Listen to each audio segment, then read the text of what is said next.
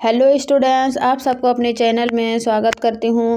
आज का ये वीडियो क्लास 10th का साइंस जो कि हम लोग ऑब्जेक्टिव प्रैक्टिस सीरीज शुरू किए थे, जिसमें कि बायोलॉजी और केमिस्ट्री का चैप्टर वाइज बिल्कुल कवर कर चुके हैं।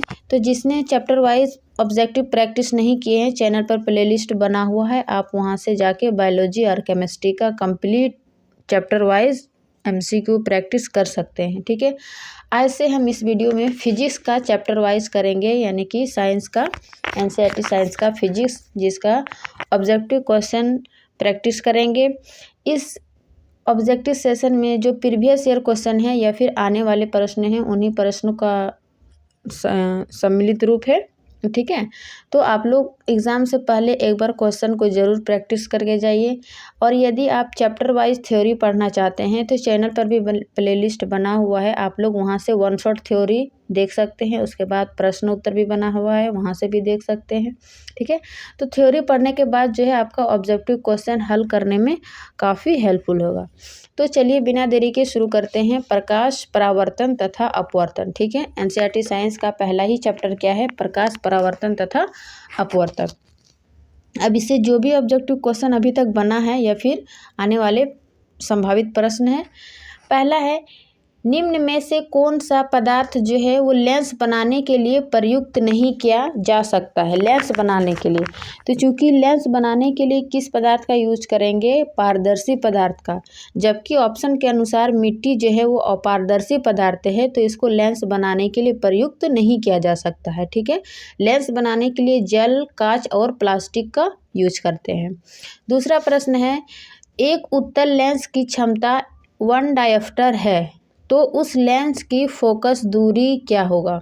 ठीक है, तो देखिए एक लेंस की क्षमता 1 डायोप्टर है, तो उस लेंस की फोकस दूरी क्या हो जाएगा? चूँकि क्षमता बराबर क्या होता है? P बराबर 1/f। ठीक है, तो क्या निकालना है? उस फोकस दूरी यानी कि f निकालना है। तो f बराबर क्या हो जाएगा मेरा? ठीक है, क्योंकि मेरा P का मान दिया हुआ है, तो P 1 डायोप्टर बराबर F को यहाँ पर 100 सेंटीमीटर लेते हैं बाय F। तो F बराबर क्या हो जाएगा? 100 सेंटीमीटर प्लस में, है ना, पॉजिटिव में उस उत्तल लेंस की फोकस दूरी क्या होगा? Plus 100 metre. ठीक है, क्वेश्चन नंबर 3 है, किसी बिंब का वास्तविक तथा समान साइज का प्रतिबिंब प्राप्त करने के लिए बिंब को उत्तल लेंस के सामने कहाँ रखा जाना चाहिए? देखिए, प्रतिबिंब उत्तल लेंस, अवतल लेंस कहाँ पर रखने से क्या इमेज बनेगा? इसका जो है हम एक चार्ट दिखाए थे थ्योरी क्लास में। आप एक बार थ्योरी क्लास जाके उस चार्ट को देख लीजिए। ठीक है ना, और याद करने का ट्रिक भी बताए थे कि 6 पॉइंट है उसमें और एक में 2 इमेज का केस है, तो आप वहाँ से याद कर सकते हैं। तो इसका राइट आंसर हो जाएगा 4 का A नंबर, है ना, सॉरी 3 का B नंबर, कि फोकस दूरी की दोगुनी पर रखेंगे लेंस को। ठीक है, उसके बाद 4 का हो जाएगा, किसी गोलीय दर्पण तथा किसी पतले गोलीय लेंस दोनों की फोकस दूरियां -15 सेंटीमीटर है, तो दर्पण तथा लेंस संभवतः कहाँ है? तो इसका राइट आंसर हो जाएगा कि दोनों में होगा, अवतल लेंस और उत्तल, है ना, किसी गोलीय दर्पण किसी पतले उत्तल लेंस की फोकस दूरी अवतल और उत्तल दोनों होगा। ठीक है ना, दोनों अवतल लेंस होगा, है ना। 4 का right answer A। Next question 5 का, प्रकाश के अपवर्तन के कितने नियम है? तो प्रकाश के अपवर्तन के हम लोग 2 नियम देखे। ठीक है ना, 2 नियम। क्वेश्चन नंबर 7 है, सरल सूक्ष्मदर्शी में किसका उपयोग होता है? तो सरल सूक्ष्मदर्शी में किसका उपयोग होता है? तो उत्तल लेंस का सरल सूक्ष्मदर्शी में उपयोग होता है। क्वेश्चन नंबर 8, किसी माध्यम के अपवर्तनांक का मान होता है ना, अपवर्तनांक का मान होता है sin I बटे sin R, यानी कि अपवर्तनांक का ये दूसरा नियम है। ठीक है, पहला नियम आपतित किरण, परावर्तन किरण और अभिलंब तीनों एक ही बिंदु पर होती है, और ये दोनों sin I बटे sin R होता है ना। तो 8 का A सही हो जाएगा। नेक्स्ट क्वेश्चन 9 का, कि एक उत्तल लेंस होता है एक उत्तल लेंस क्या होता है कि सभी जगह समान मोटाई का, बीच के अपेक्ष किनारों मोटा, किनारों की अपेक्षा बीच में मोटा। ठीक है, तो 9 का आंसर हो जाएगा सी नंबर, किनारों की अपेक्षा बीच में मोटा, यानी कि इस प्रकार का एक उत्तल लेंस है ना, किनारों की तुलना में बीच में क्या है, मोटा है, तो ये क्या हो जाएगा, उत्तल लेंस हो जाएगा। 10 नंबर है, अवतल लेंस का आवर्धन बराबर होता है ना, एम। अवतल लेंस का आवर्धन बराबर क्या होता है, तो इसका राइट आंसर हो जाएगा V/U, यानी कि आवर्धन मतलब एम, एम बराबर V/U। V क्या हो गया, प्रतिबिंब की दूरी, और U क्या हो जाएगा, वस्तु की दूरी। तो राइट आंसर 10 का डी नंबर। 11 का क्या है, गोलीय दर्पण में फोकसांतर एवं वक्रता त्रिज्या के बीच संबंध है। तो इसका तो ये फार्मूला ही R बराबर 2F या फिर F बराबर R/2। ठीक है ना, तो 11 का ए सही हो जाएगा। 12 का है, निर्गत किरण एवं अभिलंब के बीच के कोण को क्या कहते हैं, तो निर्गत किरण और अभिलंब के बीच के कोण को क्या कहेंगे, निर्गत कोण कहेंगे। ठीक है, 12 का राइट आंसर सी हो जाएगा। 13 का, 1 मीटर फोकस दूरी वाले उत्तल लेंस की क्षमता होगी। 1 मीटर फोकस दूरी वाले उत्तल लेंस की क्षमता क्या हो जाएगा, 13 का बी नंबर है ना। जब इसको निकालेंगे P बराबर 1/F से, तो 1 डायप्टर होगा। नेक्स्ट क्वेश्चन 14 का, किसी अवतल दर्पण द्वारा काल्पनिक सीधा तथा आवर्धित प्रतिबिंब बनता है जब वस्तु स्थित होता है, यानी कि अवतल दर्पण में किस स्थिति में काल्पनिक सीधा और आवर्धित प्रतिबिंब बनाता है, जब वस्तु कहाँ पर स्थित है। तो 14 का ए हो जाएगा कि दर्पण तथा उसके फोकस के बीच रखेंगे तो अवतल दर्पण द्वारा जो है वो काल्पनिक सीधा तथा आवर्धित प्रतिबिंब बनता है। ठीक है, 14 का राइट आंसर ए हो जाएगा। 15 का है, किसी दर्पण द्वारा प्रतिबिंब सीधा एवं उल्टा होता है, मतलब किस दर्पण में जो है उसका प्रतिबिंब सीधा एवं छोटा होता है। तो 15 का राइट आंसर हो जाएगा ए, यानी कि उत्तल दर्पण में। अवतल दर्पण क्या है, ए। 16 का ए हो जाएगा कि अवतल दर्पण जो है वो एक अभिसारी लेंस होता है ना, क्योंकि यह जो प्रकाश की किरणों को अभिसरित करके क्या करता है, रेटिना पर केंद्रित करता है ना। सर, अवतल दर्पण 16 का ए अभिसारी लेंस हो जाएगा। नेक्स्ट क्वेश्चन है 17 का,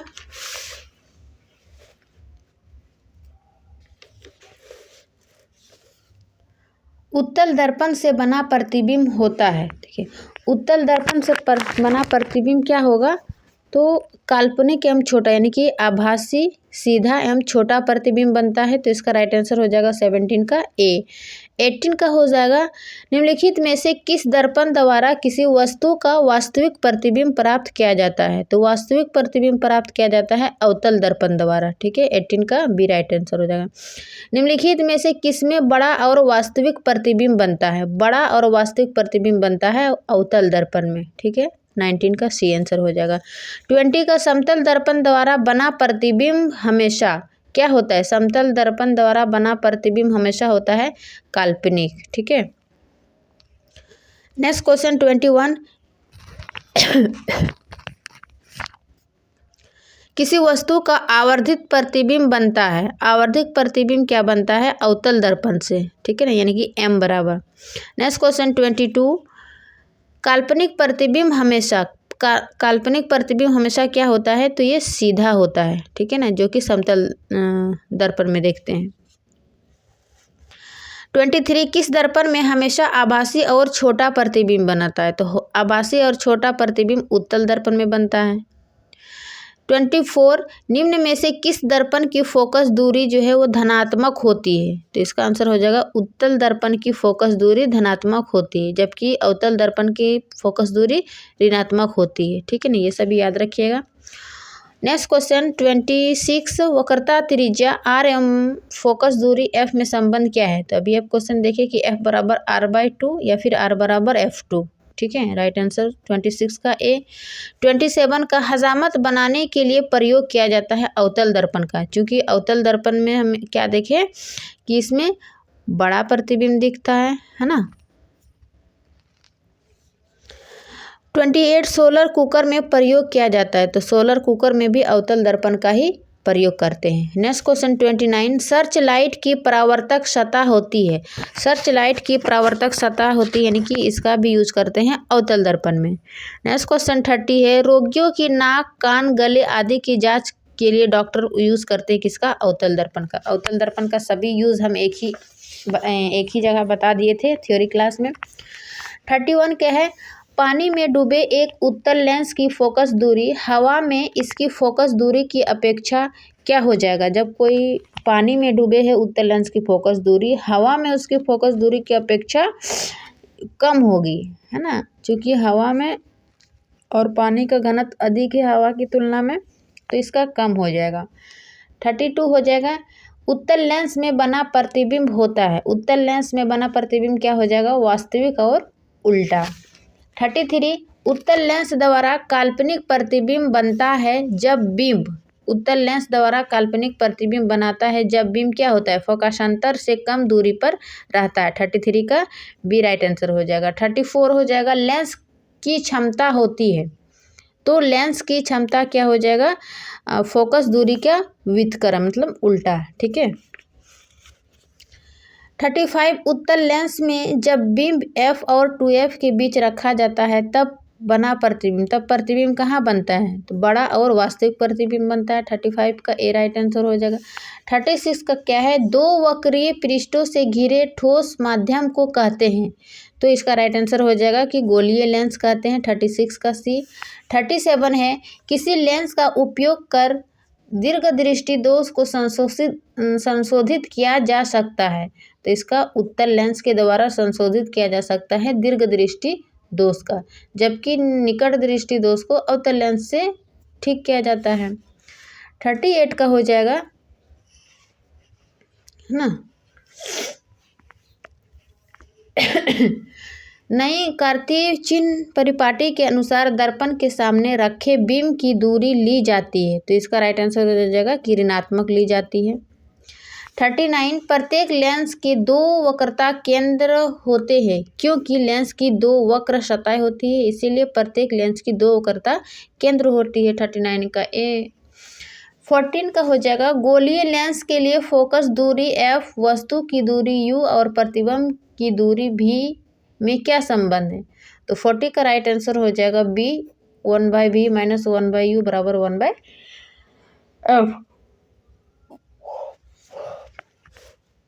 41 का हो जाएगा कि एक अवतल दर्पण की फोकस दूरी 10 सेंटीमीटर है तो उसकी वक्रता त्रिज्या क्या होगी?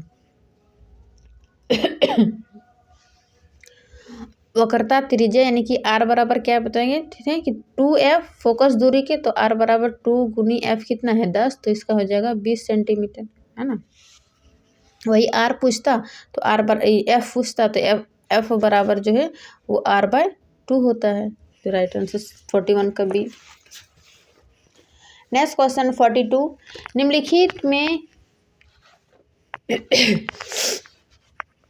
निम्नलिखित में से किसी वस्तु का वास्तविक प्रतिबिंब कौन बना सकता है? तो इसका 42 का राइट आंसर हो जाएगा बी, कि उत्तल लेंस बना सकता है। उत्तल लेंस द्वारा आवर्धित काल्पनिक प्रतिबिंब तब बनता है जब वस्तु रहती है, कहाँ पर रहती है? जो काल्पनिक प्रतिबिंब बनाती है और बड़ा, तो इसका 43 का बी हो जाएगा कि फोकस और लेंस के बीच, ठीक है।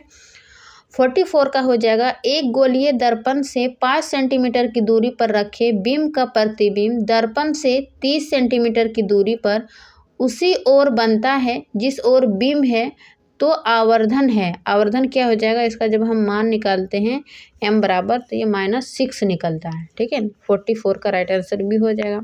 आवर्धन बराबर m बराबर u/v, चूँकि यहाँ क्या पूछ रहा है, कौन सा दर्पण? गोलीय दर्पण, है ना, तो यहाँ पर -v/u लेंगे, तो इस प्रकार माइनस में ही आंसर आ जाएगा मेरा -6। 45 का हो जाएगा, एक उत्तल लेंस से 30 सेंटीमीटर की दूरी पर एक बिंब रखी गई लेंस से बराबर दूरी पर वास्तविक प्रतिबिंब बनाता है, लेंस की फोकस दूरी क्या है? देखिए लेंस का फॉर्मूला यानी कि 1/v बराबर 1/u minus 1/v minus 1/u, इससे हम बैठा देंगे मान, तो ये मेरा 15 क्या निकला, f बराबर, है ना, f बराबर 15 सेंटीमीटर। 45 का सी नंबर। ठीक है। एफ यानी कि लेंस की फोकस दूरी 1 बराबर भी क्या लेंगे यहाँ पर +30 लेंगे, -1/u क्या लेंगे -30 लेंगे, है ना। दूरी पर एक भी रखिए, तो इस प्रकार इसका फॉर्मूला से यहाँ 15 निकाल लेंगे। 46 का है कि एक उत्तल लेंस की फोकस दूरी 20 सेंटीमीटर है, तो लेंस की क्षमता होगी, तो क्षमता बराबर वही P बराबर 1/f से निकालेंगे, है ना। फोकस दूरी f 20 सेंटीमीटर दी हुई है और P बराबर 1/, लेंगे, तो इस प्रकार इसका राइट आंसर हो जाएगा। क्योंकि सेंटीमीटर में है, इसको मीटर में चेंज करेंगे तो 0.2 मीटर आएगा, तो 0.2 मीटर को फिर 1 से भाग देंगे तो इसका +5 डायोप्टर निकलेगा। ठीक है, 46 का सी राइट आंसर हो जाएगा। 47 का हो जाएगा, एक लेंस की क्षमता -5 डिग्री है, -5 डायोप्टर है, तो इसकी फोकस दूरी क्या हो जाएगा, वही उसी फार्मूला से निकालेंगे, तो इसका -20 सेंटीमीटर आएगा। ठीक है, चूँकि यहाँ सेंटीमीटर में दिया हुआ है। नेक्स्ट क्वेश्चन 48, लेंस की क्षमता 4 डायोप्टर है, तो यह होगा 4 डायोप्टर है यानी कि P बराबर +4 डायोप्टर, तो F बराबर हम 1/P से निकाल लेंगे, है ना। 1/4 इसको भाग देंगे तो 0.25 मीटर आ जाएगा, यानी कि 48 का सी राइट आंसर हो जाएगा। 0.25 मीटर फोकस दूरी का उत्तल लेंस। 49 हो जाएगा, किसी बिंदु वस्तु से निकलकर किरणें किसी बीम से आवर्धित होकर जिस बिंदु पर मिलती है उसे क्या कहते हैं, तो इसको क्या कहते हैं, फोकस कहते हैं। 49 का सी नंबर। 50 का हो जाएगा, किसी शब्दकोश में पाए गए छोटे अक्षरों को पढ़ते समय आप निम्न में से कौन सा लेंस पसंद करेंगे। छोटे लेंस को पढ़ने के लिए हम कौन सा दर्पण यूज करेंगे, जो कि बड़ा दिखता है ना। तो इसको थोड़ा सा दूसरे टाइप आंसर दिया हुआ है, यानी कि 50 सेंटीमीटर फोकस दूरी का अवतल लेंस। ठीक है, 50 का राइट आंसर हो जाएगा बी नंबर। नेक्स्ट क्वेश्चन हो जाएगा 51 का, फोटोग्राफी कैमरा का अभिदृश्यक होता है ना। फोटोग्राफी कैमरा का अभिदृश्यक किस प्रकार होता है, तो इसका आंसर हो जाएगा उत्तल लेंस। 51 का राइट आंसर सी।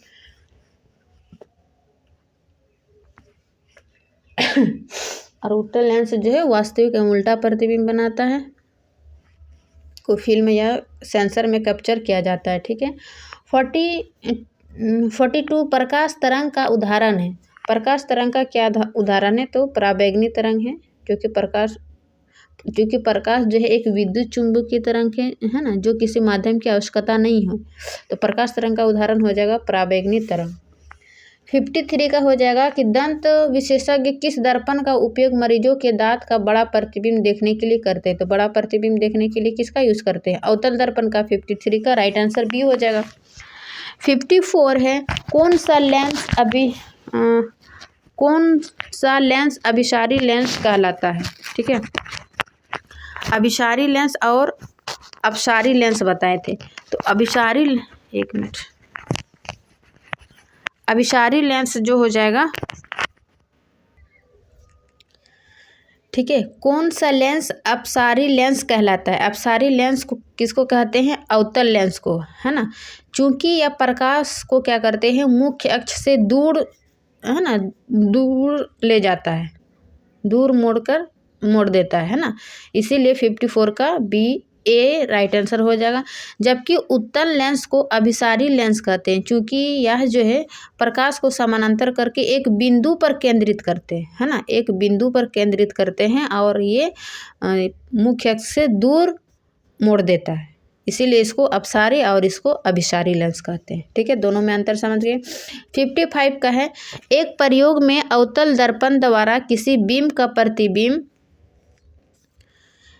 एक पर्दे पर प्राप्त किया जाता है। ठीक है, दर्पण की फोकस दूरी को निर्धारित करने के लिए प्रयोगकर्ता को मापने की ज़रूरत है। तो इसका आंसर हो जाएगा कि दर्पण तथा पर्दा के बीच की दूरी को और दर्पण तथा बीम के बीच की दूरी को दोनों को जो है वो मापने की आवश्यकता है, इसलिए 55 का राइट आंसर सी हो जाएगा। 56 का गोलीय दर्पण के परावर्तक पृष्ठ की वृत्ताकार सीमा रेखा का व्यास कहलाता है, क्या कहलाता है? तो इसका राइट आंसर हो जाएगा गोलीय दर्पण का द्वारक कहलाता है। 57 हो जाएगा निम्नलिखित में से कौन उत्तल दर्पण की फोकस दूरी है जिसकी वक्रता त्रिज्या 32 सेंटीमीटर है, ठीक है। तो 55 का राइट आंसर हो जाएगा +16 सेंटीमीटर, ठीक है। फोकस दूरी चूँकि F बराबर जो है R/2 होता है, तो R को हम क्या माने यहाँ पे, त्रिज्या 32 सेंटीमीटर और बाई 2, तो क्या हो जाएगा 16, है ना, सेंटीमीटर। 58 का है यदि किसी बीम का प्रतिबिंब का आवर्धन ऋणात्मक है तो उस प्रतिबिंब की प्रकृति क्या होगा? ऋणात्मक है तो इसका हो जाएगा वास्तविक और उल्टा, ठीक है। 59 है गोलीय दर्पण का परावर्तक पृष्ठ वक्रीय हो सकता है, इसका अंदर या बाहर की ओर। वह गोलीय दर्पण जो अंदर की तरफ वक्रित होता है तो उसको क्या कहलाता है? अवतल दर्पण, और जो बाहर की तरफ वक्रित होता है उसको क्या कहते हैं? उत्तल दर्पण। अभी देखें कि गोलीय दर्पण का परावर्तक पृष्ठ जो है वो दोनों ओर हो सकता है, अंदर या बाहर। तो अंदर की तरफ जो वक्रित हो उसको अवतल दर्पण कहते हैं, जो बाहर की तरफ वक्रित हो उसको उत्तल दर्पण कहते हैं, ठीक है। 62 का है गोलीय दर्पण के परावर्तक पृष्ठ के केंद्र को दर्पण का क्या कहता है? तो इसको कहते हैं ध्रुव। 62 का बी राइट आंसर होगा। नेक्स्ट क्वेश्चन 63, इसमें टोटल जो है वो 106 क्वेश्चन है, तो यहाँ तक ही हम लोग कंप्लीट करेंगे। 63 क्वेश्चन है गोलीय दर्पण का वक्रता केंद्र को किस अक्ष से निरूपित किया जाता है, ठीक है। तो इसका राइट आंसर हो जाएगा सी से निरूपित करते हैं। 64 किसी लेंस द्वारा उत्पन्न आवर्धन का एसआई मात्रक क्या है? तो आवर्धन का एसआई मात्रक जो है नहीं होता है, यानी कि ये मात्रक विहीन होता है। 64 का राइट आंसर डी हो जाएगा। 65 का हो जाएगा निम्न में से किस लेंस की फोकस दूरी धनात्मक होती है? तो इसका राइट आंसर हो जाएगा उत्तल लेंस की फोकस दूरी जो है वो धनात्मक होती है, ठीक है। 66 गोलीय दर्पण के ध्रुव तथा वक्रता त्रिज्या से गुजरने वाली सीधी रेखा को क्या कहते हैं? तो इसका राइट आंसर हो जाएगा मुख्य अक्ष, है ना। सीधी गुजरने वाली रेखा को क्या कहते हैं? मुख्य अक्ष। 67 हो जाएगा सूर्य के प्रकाश के संकेंद्रण से उत्पन्न ऊष्मा के कारण जल उठता है, ठीक है। तो ये क्या हो जाएगा? कागज होगा। 67 का ए राइट आंसर होगा। 68 किस दर्पण से हमेशा वस्तु से छोटा प्रतिबिंब प्राप्त होता है? तो इसका राइट आंसर हो जाएगा उत्तल दर्पण से जो है वो हमेशा छोटा प्रतिबिंब बनता है, जबकि अवतल में बड़ा प्रतिबिंब बनता है। 69 टॉर्च एवं वाहनों के अग्रदीपों यानी कि हेडलाइट में किस दर्पण का यूज किया जाता है? अग्रदीप पूछ रहा है तो इसका आंसर हो जाएगा अवतल दर्पण। वही अगर साइड मिरर के रूप में पूछता तो हो जाता उत्तल दर्पण, ठीक है, क्योंकि छोटा देखने के लिए और इधर बड़ा देखने के लिए। 17 का हो जाएगा वाहन के साइड मिरर, देखिए पूछ ही दिया, पीछे देखने के लिए किस दर्पण का प्रयोग किया जाता है? तो 70 का हो जाएगा सी नंबर उत्तल दर्पण। इसीलिए कह रहे हैं कि ऑब्जेक्टिव क्वेश्चन जरूर प्रैक्टिस करके जाइएगा। इसमें जो है हर तरह का क्वेश्चन पूछा जाता है जो कि आपको एग्जाम में काफ़ी हेल्पफुल रहेगा, ठीक है। नेक्स्ट क्वेश्चन 71 इनमें से कौन दर्पण का सूत्र है? दर्पण का सूत्र हो जाएगा ए 1/v + 1/u = 1/f। 72 दो पृष्ठों से घिरा हुआ कोई पारदर्शी माध्यम जिसका एक या दोनों पृष्ठ गोलीय हो कहलाता है, ठीक है। क्या कहलाता है? 72 का ए हो जाएगा लेंस कहलाता है। 73 हो जाएगा उत्तल लेंस को कहते हैं। उत्तल लेंस को क्या कहते हैं? इसका 43 का राइट आंसर हो जाएगा ए यानी कि अभिसारी लेंस कहते हैं। 44 लेंस के कितने वक्रता केंद्र होते हैं? इसका राइट आंसर हो जाएगा 2 वक्रता केंद्र होते हैं। लेंस के केंद्रीय बिंदु को क्या कहते हैं? इसका राइट आंसर हो जाएगा प्रकाशिक केंद्र कहते हैं। ये सभी थ्योरी में हम पढ़ा चुके हैं, क्योंकि अभी यहाँ पर वीडियो लंबी हो जाएगी इसीलिए हम इतना डिस्कशन नहीं करते हैं, ठीक है। बस क्वेश्चन का थोड़ा बहुत करके बता रहे हैं। जब किसी लेंस पर समानांतर किरणें आपतित होती है तो क्या होता है? कागज सुलगने लगता है, धुआं उत्पन्न होने लगता है। तो इसका दोनों ही राइट आंसर हो जाएगा, ठीक है ना। 76 का सी। 77 लेंस में कितने फोकस होते हैं? तो लेंस में जो है वो 2 फोकस होते हैं। 78 लेंस की क्षमता का एसआई मात्रक क्या हो जाएगा? तो डायोप्टर से मापते हैं लेंस की क्षमता को, ठीक है, इसको डी से डिनोट करते हैं। 79 उत्तल लेंस की क्षमता होती है, तो उत्तल लेंस की क्षमता धनात्मक होती है, जबकि अवतल लेंस की क्षमता ऋणात्मक होती है। अवतल लेंस की क्षमता क्या होती है? ऋणात्मक होती है। दोनों क्वेश्चन आपको मिल गया। 81 क्या है? प्रकाश गमन करता है सीधी रेखा में। प्रकाश कैसे गमन करती है? सीधी रेखा में। 82 का क्या है कि एक अवतल दर्पण की फोकस दूरी 20 सेंटीमीटर है, तो एक वस्तु दर्पण के ध्रुव से 30 सेंटीमीटर दूरी पर रखी है, तो प्रतिबिंब कहाँ बनेगा? इसका वही दर्पण का फॉर्मूला बैठा करके उसमें हल कर देंगे। तो दर्पण से 60 सेंटीमीटर की दूरी पर वस्तु की ओर बनता है। 82 का राइट आंसर ए हो जाएगा। नेक्स्ट क्वेश्चन 83 किसी अवतल दर्पण के सामने 30 सेंटीमीटर की दूरी पर स्थित वस्तु का प्रतिबिंब दर्पण के पीछे 40 सेंटीमीटर बनता है, तो दर्पण की फोकस दूरी क्या हो जाएगा? इसको भी उसी विधि से हल करेंगे तो 120 सेंटीमीटर आएगा, ठीक है ना, दर्पण का फॉर्मूला से। फिर है 84 का एक गोलीय दर्पण का वक्रता त्रिज्या 20 सेंटीमीटर है, तो इसकी फोकस दूरी कितनी होगी? फोकस दूरी यानी कि F बराबर R/2, तो F कितनी दी, R कितनी दी हुई? 20/2, क्या हो जाएगा? 10 सेंटीमीटर। 84 का ए राइट आंसर। 85 जिस वस्तु से प्रकाश निकलता है उससे क्या कहते हैं, यानी कि उस वस्तु को क्या कहते हैं जिससे प्रकाश निकलती है, उसको क्या कहेंगे? प्रकाश स्रोत, है ना। 85 का ए। 86 क्या है? प्रकाश की किरणें के समूह को कहते हैं, प्रकाश की किरणें के समूह को क्या कहते हैं? किरण पुंज, ठीक है। 87 हो जाएगा प्रकाश की किरणें का पथ दर्शाने वाले चित्रों को कहा जाता है, तो इसको कहते हैं किरण आरेख, ठीक है ना। 87 का राइट आंसर ये हो जाएगा। 88 हो जाएगा आवर्धन का एसआई मात्रक है, तो इसमें अभी बताए थे कि आवर्धन जो है वो एक मात्र विहीन है, उसका कोई एसआई मात्रक नहीं है, तो इसका हो जाएगा इनमें से कोई नहीं, ठीक है ना, आवर्धन का कोई मात्रक नहीं होती है। नेक्स्ट क्वेश्चन 89 कि उत्तल दर्पण के सामने एक वस्तु को रखा गया जिसकी प्रतिबिंब की प्रकृति कैसे होगी, ठीक है। तो चूंकि उत्तल दर्पण जो है वो हमेशा वस्तु का आभासी सीधा और छोटा प्रतिबिंब बनाता है, चाहे वो कहीं पर रखी गई हो, है ना, तो इसकी प्रकृति क्या हो जाएगा? काल्पनिक। आभासी प्रतिबिंब यानी कि काल्पनिक प्रतिबिंब बनती है। 89 का ए राइट आंसर हो जाएगा। 90 का हो जाएगा किसी लेंस की क्षमता -2 डायोप्टर है, तो इसकी फोकस दूरी क्या होगी? तो वही F बराबर 1/, से निकालेंगे तो हो जाएगा इसका राइट आंसर -0.5 मीटर।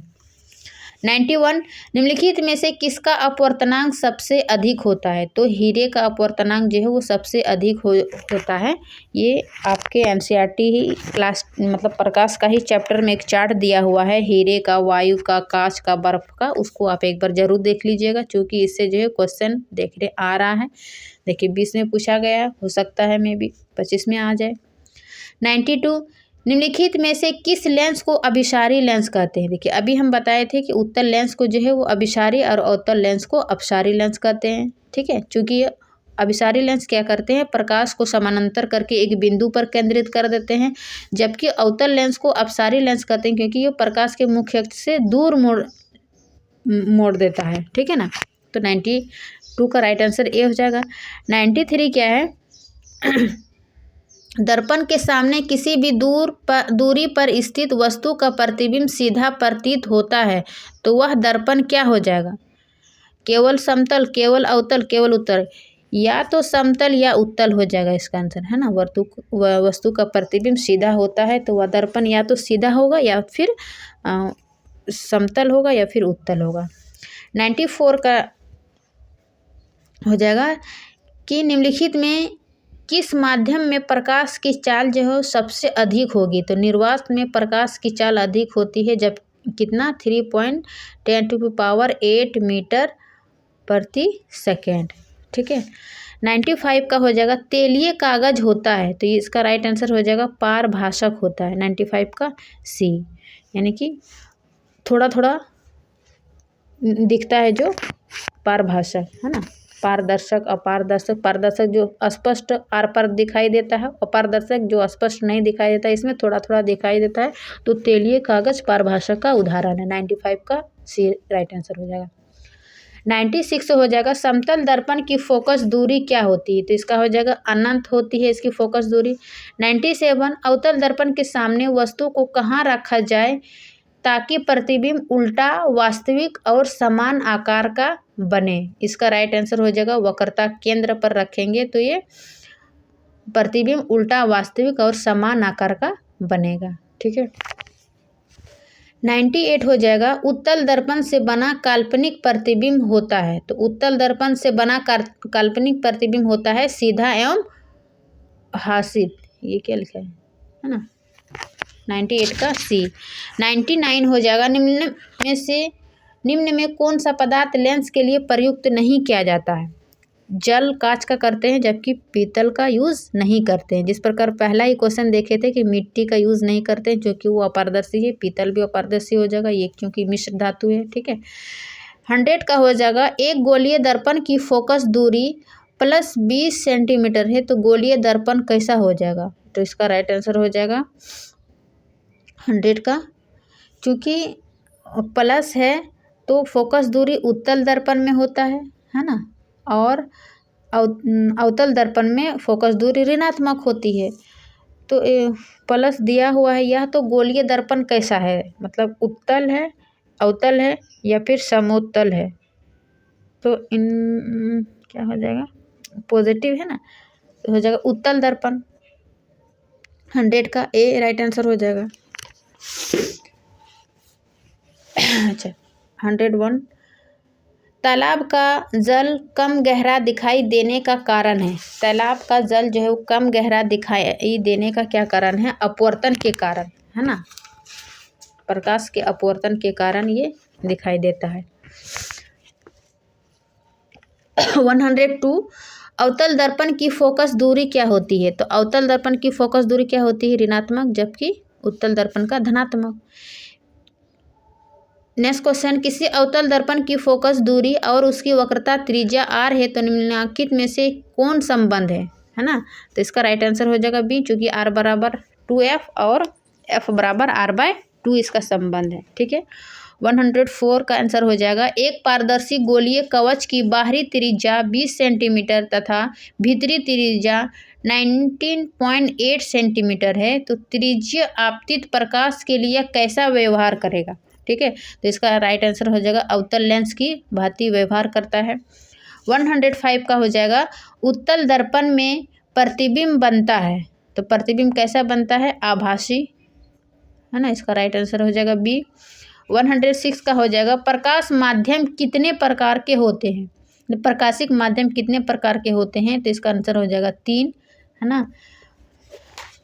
तो इस प्रकार जो है वो प्रकाश के परावर्तन तथा अपवर्तन का कंप्लीट 106 क्वेश्चन हम लोग किए हैं। ठीक है। आप लोग एग्ज़ाम से पहले एक बार ऑब्जेक्टिव क्वेश्चन ज़रूर प्रैक्टिस करके जाइए। ठीक है। तो आशा करती हूँ कि ये वीडियो जो है वो अच्छी लगी होगी। अच्छी लगी तो अपने दोस्तों के साथ शेयर कीजिए, लाइक कीजिए। ठीक है ना। जो चैनल से न्यू है तो चैनल को सब्सक्राइब कीजिए ताकि जब भी हम वीडियो बनाएं तो आप तक सबसे पहले पहुँचे, है ना, और आप प्रैक्टिस करिए। यदि आपको एक बार में नहीं याद हो रहा है तो आप वीडियो को 1 से 2 बार ज़रूर देखिए।